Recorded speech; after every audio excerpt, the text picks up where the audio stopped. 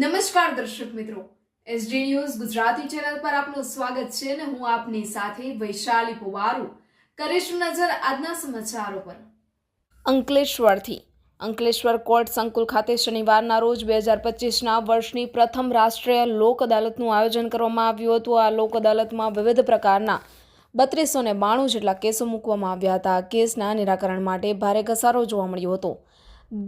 રાષ્ટ્રીય કાનૂની સેવા સત્તામંડળ, નવી દિલ્હી ગુજરાત રાજ્ય કાનૂની સેવા સત્તામંડળ અને ભરૂચ જિલ્લા કાનૂની સેવા સત્તામંડળ અને અંકલેશ્વર તાલુકાના કાનૂની સેવા સત્તામંડળના સંયુક્ત ઉપક્રમે અંકલેશ્વર કોર્ટ સંકુલ ખાતે એડિશનલ ડિસ્ટ્રિક્ટ જજ એસડી પાંડે સાહેબની અધ્યક્ષતા હેઠળ 2025ના વર્ષની પ્રથમ રાષ્ટ્રીય લોક અદાલતનું આયોજન કરવામાં આવ્યું હતું।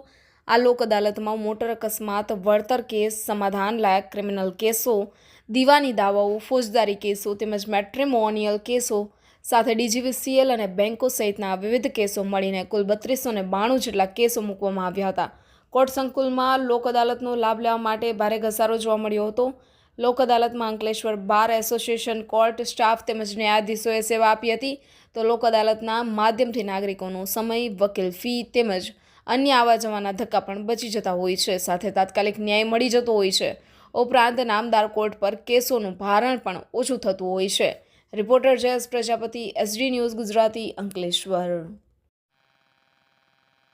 આજરોજ આ વર્ષની પહેલી લોક અદાલત નેશનલ લોક અદાલત રાખવામાં આવી છે, જેમાં matrimonial dispute, money suit, એમએસસીપી, electricity, negotiable instrument act વગેરે કેસો રાખવામાં આવેલ છે, તેમજ કમ્પાઉન્ડેબલ ક્રિમિનલ કેસીસ પણ રાખવામાં આવેલ છે। આમાં ટોટલ 3292 કેસ આજની તારીખે હાથ ઉપર લેવામાં આવેલ છે, જેમાં મહત્તમ ફેસલ થાય એવી શક્યતા રહેલ છે।